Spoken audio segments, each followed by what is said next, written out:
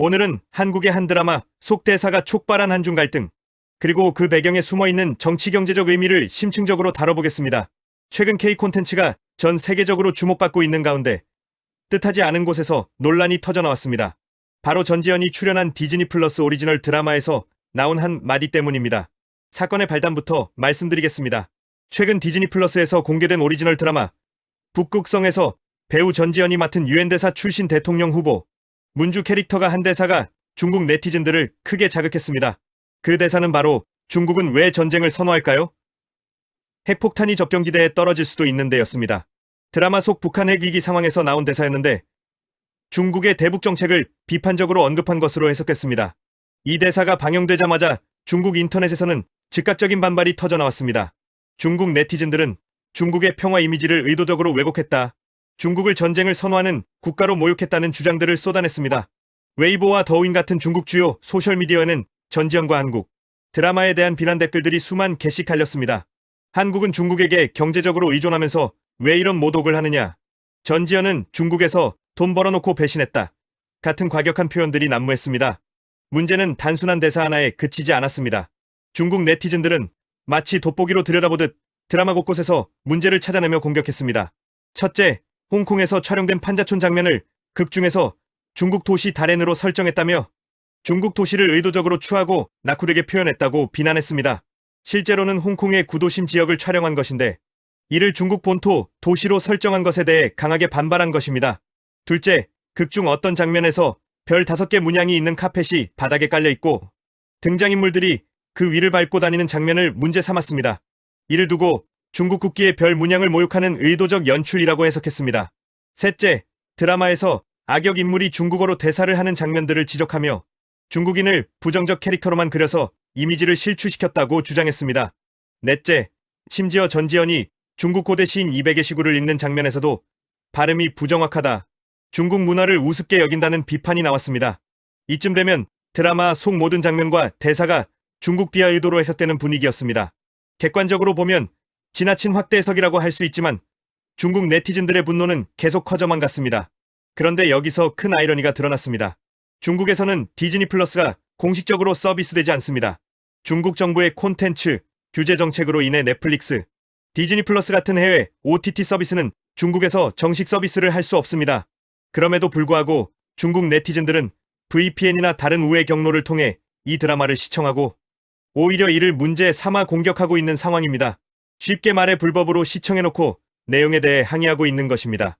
한국의 홍보 전문가들은 이런 현상에 대해 정식으로 서비스도 되지 않는 콘텐츠를 불법적으로 시청하고는 오히려 생트집을 잡는 모순적 행태라며 K 콘텐츠가 전 세계적으로 주목받고 있으니 이에 대한 두려움의 반작용이라고 분석했습니다. 실제로 이런 현상은 처음이 아닙니다. 한류 드라마나 K-팝이 인기를 끌 때마다 중국에서는 비슷한 논란들이 반복적으로 제기되어 왔습니다. 내용 자체보다는 한국 문화의 영향력 확산에 대한 경계심이 작용하고 있는 것으로 보입니다. 이번 논란은 단순한 온라인 설전을 넘어서 실질적인 경제적 타격으로 번졌습니다. 가장 직접적인 피해를 본 것은 전지현 개인이었습니다. 루이비통, 피아제, 라메르 같은 글로벌 럭셔리 브랜드들이 중국 내 전지현의 광고와 홍보, 콘텐츠를 삭제했습니다. 이들 브랜드는 중국 시장에서 막대한 매출을 올리고 있기 때문에 중국 네티즌들의 반발을 의식해서 신속하게 조치를 취한 것으로 보입니다. 또한 중국의 주요 포털 사이트와 쇼핑몰에서 전지현 관련 검색어가 차단되거나 제한되는 정황도 나타났습니다. 바이두에서 전지현을 검색하면 관련 결과가 제한적으로만 노출되고 알리바바 계열 쇼핑몰에서도 전지현 관련 상품들이 검색되지 않는 상황이 발생했습니다. 즉, 한류 톱스타 전지현은 하루아침에 중국 내 광고 홍보 시장에서 사실상 퇴출 위기에 몰린 상황입니다. 전지현의 경우 중국 시장에서만 연간 수십억 원의 광고 수익을 올리고 있었는데 이것이 모두 위험해진 것입니다. 이런 상황은 다른 한류 스타들에게도 경고등이 되고 있습니다. 드라마나 영화에서 중국과 관련된 내용이 나올 경우 어떤 해석을 받을지 모른다는 불안감이 커지고 있는 것입니다. 사실 이번 사건은 2016년 사드 배치 이후 이어진 한한령의 연장선에서 이해해야 합니다. 한한령은 중국이 한류 콘텐츠를 규제하는 비공식적 금지령을 말합니다. 2016년 한국이 사드를 배치하기로 결정하자 중국은 경제적 보복 조치의 일환으로 한국 드라마, 영화, 음악의 중국 내 유통을 사실상 차단했습니다. 한국 연예인들의 중국 활동도 크게 제약을 받았습니다. 최근 몇 년간 한중 관계가 다소 개선되면서 한한령도 일부 완화되는 움직임이 있었습니다. 일부 한국 드라마가 중국에서 방영되고 K-팝 아티스트들의 중국 활동도 조심스럽게 재개되는 분위기였습니다. 하지만 이번 전지현 사건을 보면 여전히 한중 관계는 매우 불안정하다는 것을 알 수 있습니다. 작은 이슈 하나로도 다시 한류에 대한 제재가 강화될 수 있다는 우려가 현실화된 것입니다. 실제로 올해 초 9년 만에 추진됐던 대형 K-팝 합동 공연인 2025 드림 콘서트. 중국 개최가 중국 당국의 공연 허가를 받지 못해 무산되기도 했습니다. 방탄소년단, 블랙핑크, 뉴진스 등 톱 아티스트들이 참여할 예정이었던 이 공연은 한중 문화 교류의 상징적 의미가 있었는데 결국 성사되지 못했습니다.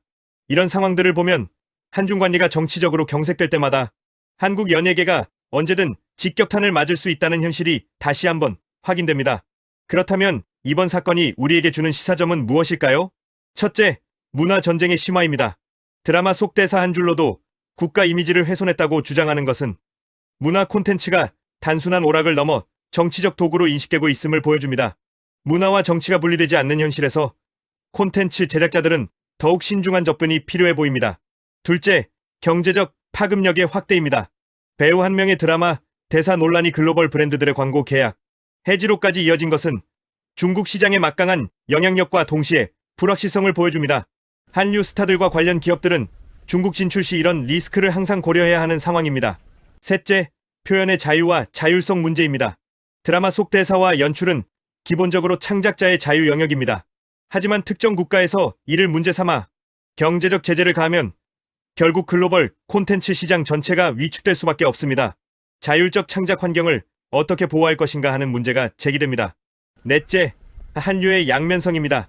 한류가 전 세계적으로 인기를 끌수록 그에 대한 견제와 비판도 함께 커지고 있습니다.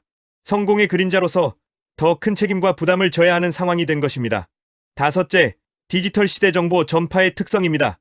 과거에는 물리적으로 차단된 콘텐츠는 접근이 어려웠지만 지금은 VPN 등을 통해 우회 접근이 가능합니다. 이로 인해 규제와 비판이 동시에 일어나는 모순적 상황이 발생하고 있습니다. 이런 상황에서 한국은 어떤 전략을 취해야 할까요? 우선 다변화 전략이 필요합니다. 중국 시장에만 과도하게 의존하지 말고 동남아시아, 중동, 남미, 아프리카 등 다양한 시장으로 진출 영역을 넓혀야 합니다. 실제로 한류는 이미 전 세계로 확산되고 있으니 이를 더욱 체계적으로 발전시켜야 합니다. 둘째, 리스크 관리 시스템을 구축해야 합니다. 특정 시장에서 갑작스러운 제재를 받더라도 전체적인 피해를 최소화할 수 있는 대비책을 마련해야 합니다. 이는 개별 기업이나 연예인 차원을 넘어 국가적 차원에서 접근해야 할 과제입니다. 셋째, 문화적 소통 채널을 다양화해야 합니다. 정치적 갈등이 문화교류에 미치는 영향을 최소화하기 위해서는 민간 차원의 지속적인 소통과 교류가 중요합니다. 넷째, 창작의 자유를 지키면서도 현실적 고려를 해야 합니다. 표현의 자유는 중요하지만 글로벌 시장에서 활동하는 이상 각 지역의 정서와 문화도 일정 부분 고려해야 하는 것이 현실입니다. 한편 중국 측의 반응도 냉정하게 분석해볼 필요가 있습니다. 이런 과민한 반응의 배경에는 한류의 영향력 확산에 대한 우려가 있는 것으로 보입니다. 중국은 자국의 문화 콘텐츠 산업을 육성하려고 노력하고 있지만 아직 한류만큼의 글로벌 어필은 부족한 상황입니다. 이런 상황에서 한국 콘텐츠가 중국 내에서도 큰 인기를 끌자 일종의 문화적 위기감을 느끼고 있는 것 같습니다. 또한 한중 관계의 정치적 복잡성도 영향을 미치고 있습니다. 사드 문제, 남중국해 갈등, 미중 패권, 경쟁 등 여러 이슈들이 복합적으로 작용하면서 문화 분야까지 영향을 미치고 있는 것입니다. 비관적 시나리오로는 이번 사건을 계기로 한한령이 다시 강화되고 한류에 대한 제재가 더욱 체계화될 수도 있습니다. 특히 미중 갈등이 심화되는 상황에서 한국이 미국 편에 서는 것으로 인식될 경우 더욱 그렇습니다. 가장 현실적인 시나리오는 이런 갈등과 화해가 반복되면서 불안정한 관계가 지속되는 것입니다. 정치적 이슈가 생길 때마다 한류에 대한 제재가 일시적으로 강화되고 관계가 개선되면 다시 완화되는 패턴이 계속될 수 있습니다. 정리하자면 배우 전지현의 드라마 속 대사가 불러온 이번 논란은 단순한 연예 이슈가 아닙니다. 이는 정치, 경제, 문화가 복합적으로 얽힌 국제 갈등의 단면이며 한국 콘텐츠가 세계적으로 주목받는 만큼 더 큰 압박과 마찰에 직면할 수 있음을 보여주는 사례입니다. 또한 이번 사건은 문화 콘텐츠가 단순한 오락을 넘어 국가의 소프트 파워이자 외교적 자산이 되고 있음을 보여줍니다. 따라서 개별 기업이나 연예인 차원을 넘어 국가적 차원의 전략적 접근이 필요합니다. 여러분은 이번 사건을 어떻게 보십니까? 한류를 향한 중국의 반발은 정당한 비판일까요? 아니면 문화적 영향력에 대한 두려움에서 비롯된 과도한 반응일까요? 그리고 한국은 이런 상황에서 어떤 전략을 취해야 할까요? 댓글로 여러분의 의견 남겨주시고 여러분의 생각 하나하나가 저에게 큰 힘이 됩니다. 좋아요와 구독, 알림 설정까지 부탁드립니다. 다음에도 더 깊이 있는 글로벌 이슈로 찾아뵙겠습니다. 감사합니다.